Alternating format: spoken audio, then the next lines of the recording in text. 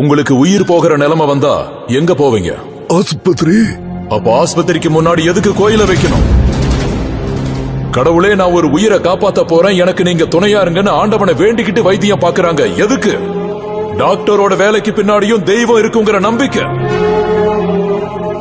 நீங்க சொல்ற விஞ்ஞானத்தை நம்புற சயின்டிஸ்ட் கூட ஸ்ரீஹரிகோட்டால பயன்படுத்துற ராக்கெட்டோட டாக்குமெண்ட்ஸ கடவுளுக்கு முன்னாடி தான் வச்சு கும்பிடுவாங்க. எதுக்கு?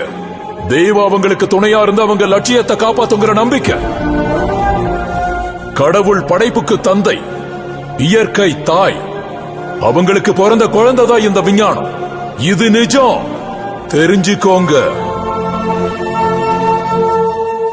கடவுள் கிட்ட கருணை கேளு, எதிர்ல வான்னு கேட்காத.